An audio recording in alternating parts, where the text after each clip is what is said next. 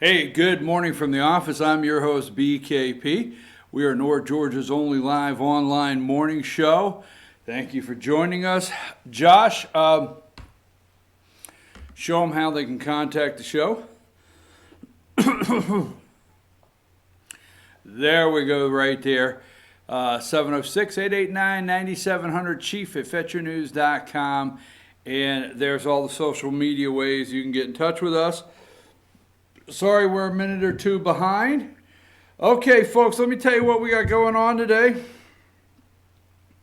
Just so you know what you can look forward to. How about that? How was your day yesterday? I had a great day. I absolutely did. Now, not many people would take the day I had yesterday and say they had a great day. But I can do that. And I'll tell you a little bit about it later. Last night we launched our very first, our viewership was through the roof. We loved it. We thank you out there. We launched here at FYNTV.com, Team FYN Sports. We launched our first North Carolina sports show last night over in Murphy, North Carolina at Circuit World. NC Sports Report, absolutely, with Jake West. We had a great time. You need to go to Team FYN Sports Facebook page and check it out. Josh, I think I had 5. I know I had at least 4 of the Murphy Bulldogs high school baseball team, the players. I loved these guys, man. They were great. We're talking about they're coming off state championships. So the Murphy Bulldogs baseball team coming off being the state champs in their division, and also they graduated 11 players last year. 11. They're a young team. They're only starting 1 senior this year, but they're still in the hunt for that top spot in their region and going on to the playoffs. They are going to make postseason, but anyhow, I could go on and on because why? It's baseball, right?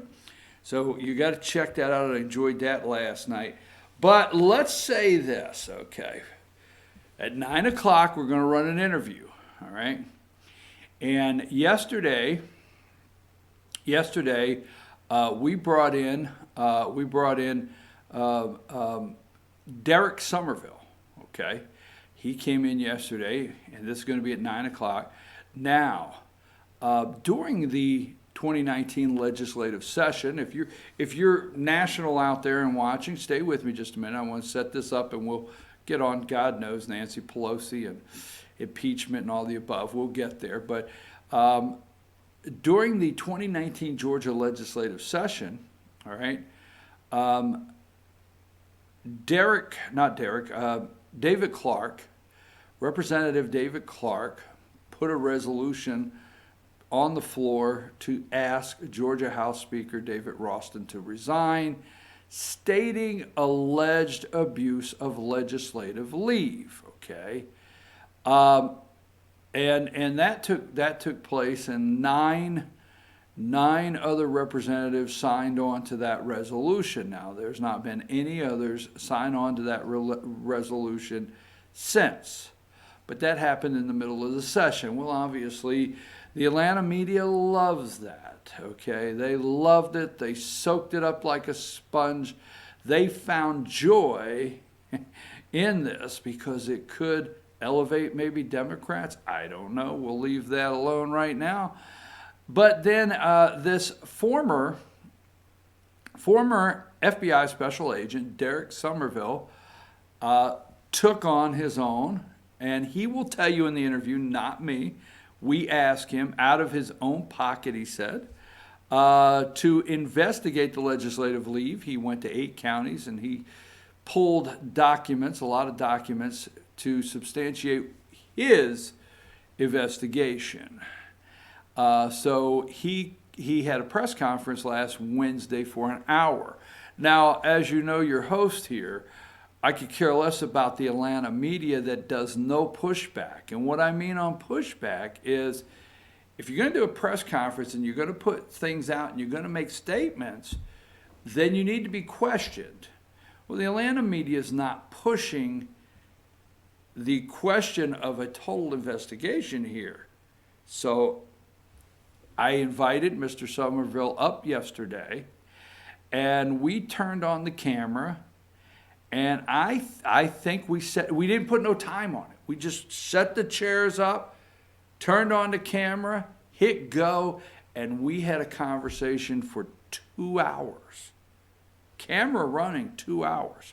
Now, it never gets heated, okay? Never gets heated, but it gets intense. I mean, there are intense moments between the two of us, but the guy's a good guy and it never got heated. We just had a good, what I call, healthy discussion on the subject. I don't think, I know for a fact, how about that? I know for a fact that Derek Somerville and your host BKP had the best conversation concerning this issue than anyone in the state of Georgia. All the watchdogs. You know, Mr. Watchdog, you know who you are. You know better than a lapdog. You're like a lapdog because you're always in somebody's lap that's paying you. Sorry, I always keep it down. Calm down, BKP. But anyhow, we're going to do that at 9 o'clock. So 9 o'clock, we're going to do that. All right, now let's get serious. Is that possible? Is this possible in the climate? Last night, there was a town hall on CNN for 4 of the candidates or 5 of the Democrat candidates. Did anybody see it out there? Oh, I forgot. It was on CNN. Nobody watched it. Okay. For a minute, I was thinking, did anybody see this? Now, I don't want to bounce around all over the map. I don't want to get all over the map. But first of all, I will get deeper into it later on. But do you think for 1 minute that the Democrats are not going forward with impeachment? Because what's the old joke? I got some oceanfront property. What did George Strait in Arizona? Is that one of the George? You really believe? You believe that? You believe that? You believe the Democrats are not going to move forward with impeachment? You believe on the 90-minute conference call yesterday with the team that Nancy Pelosi had yesterday, Speaker of the House Nancy Pelosi, you believe in whatever it was, the 90-minute conference call she had with the team, that she told them we don't need to push forward on impeachment? You think so? Folks, you remember in the 2016 election cycle when they were trying to sell you that Nancy Pelosi would not be Speaker of the House? It's that simple. Remember that? Remember when they said Nancy Pelosi will not be Speaker of the House? Or does she have the votes? Remember that? Does Nancy have the votes? It's going to be an uphill battle. The new freshman may not vote for Nancy, but she's Speaker of the House. Folks, they will play out these investigations. And we will get to that. And I'm not for sure. I will leave it to the brighter.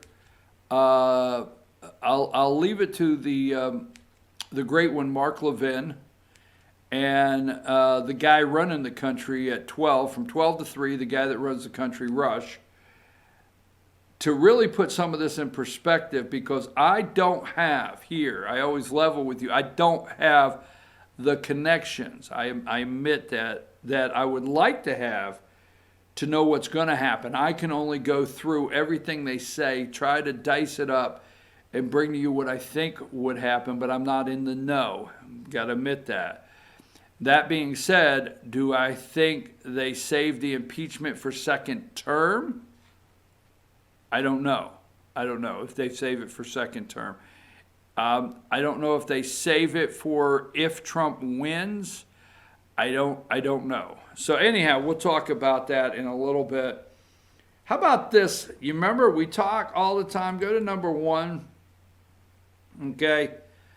Now, this is what they have to do next. Remember, the making of a candidate. We've often talked about Pete Buttigieg, I guess. I don't know. Okay. Rivals are scrambling to dig up dirt on Pete. Now, let me just say this, okay? If you're sitting out there and you think you're going to dig up dirt on Mayor Pete and tell people he's a communist. He's a communist.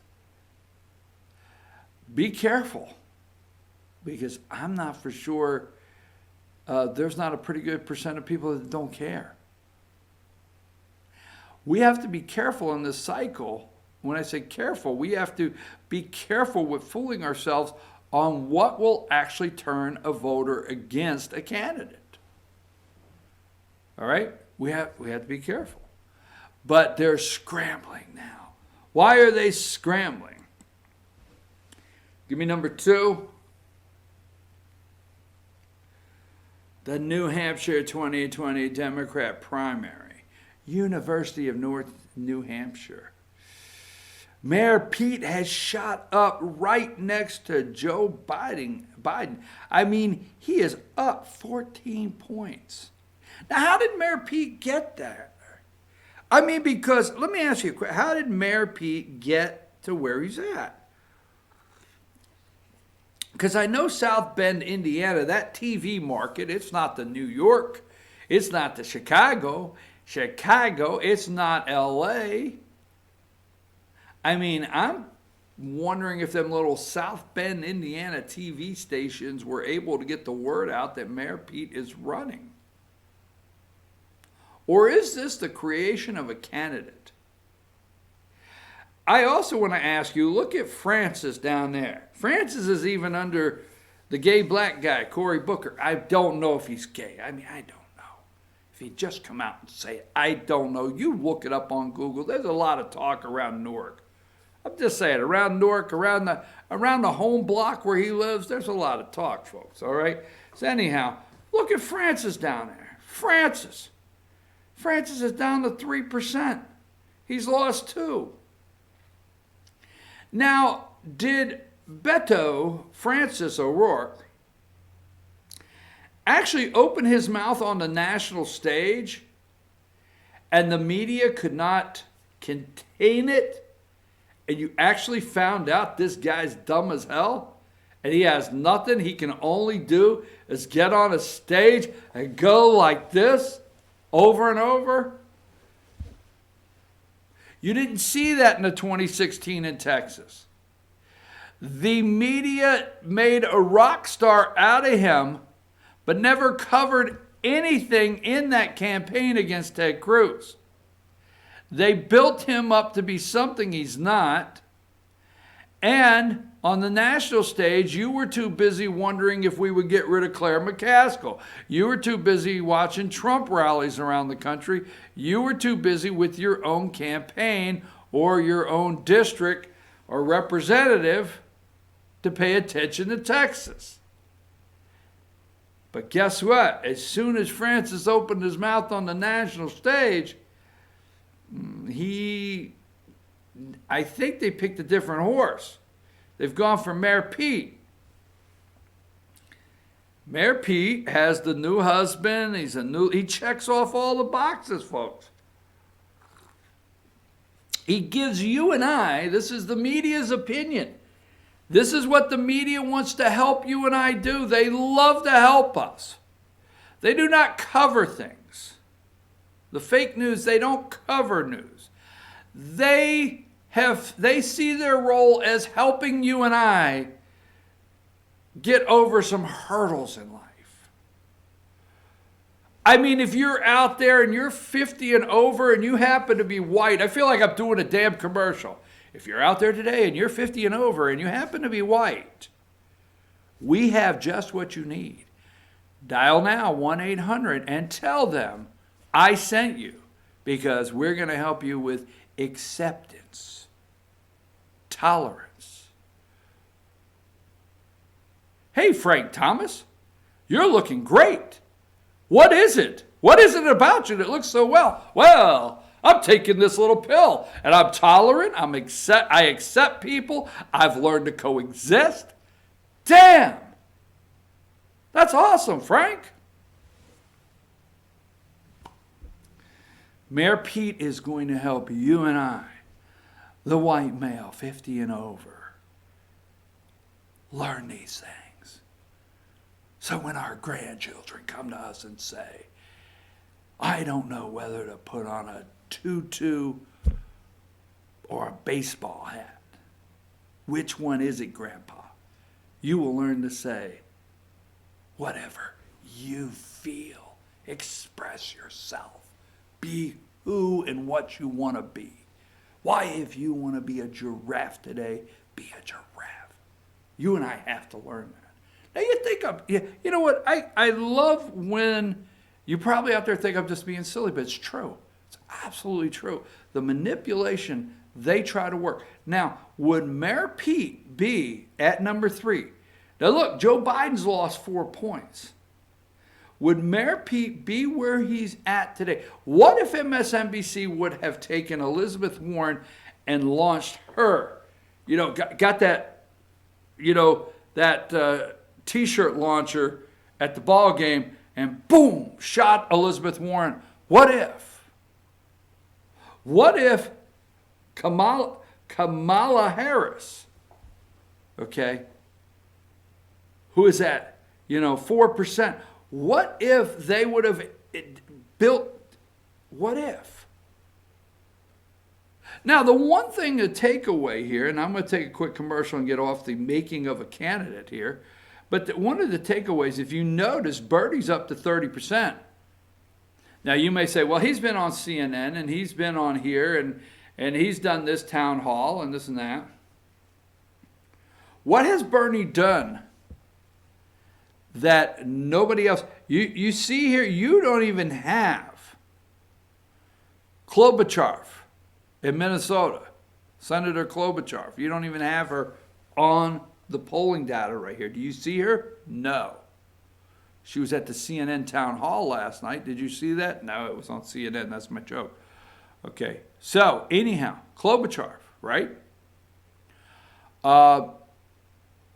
What has Bernie done that no one else has done yet? And he's at 30%. He's up 4 points. Fox News town hall. By no help of the Democrats, by no help of MSNBC, by no help of CNN. Well, Bernie's on there all the time. Yeah, but he's never talked about as the front runner. He is the front runner, but he's not. They may say he's leading in the polls, but they just don't embrace Bernie. Joe Biden might get in the race this week, but what if he sees this poll? It says, I don't know if it's the right thing, but he's supposed to get in this week, right? And then you have Mayor Pete. The making of a candidate, America. The deep state making of a candidate. Let me say this. Give me last night, Bernie Sanders, okay? Give me 19. So, Bernie says, I don't care. I don't care if you bomb a church on Thursday.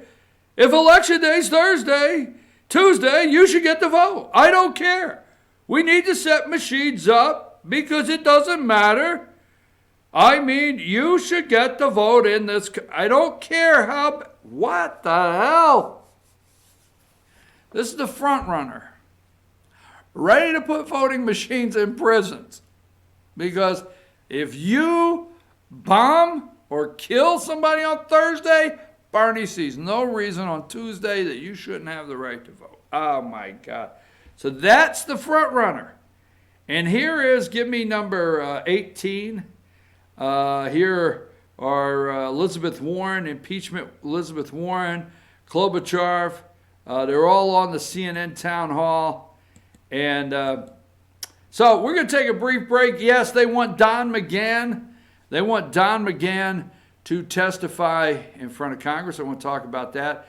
The House Judiciary has subpoenaed him. I'm pretty sure we'll talk about that. The Holy War.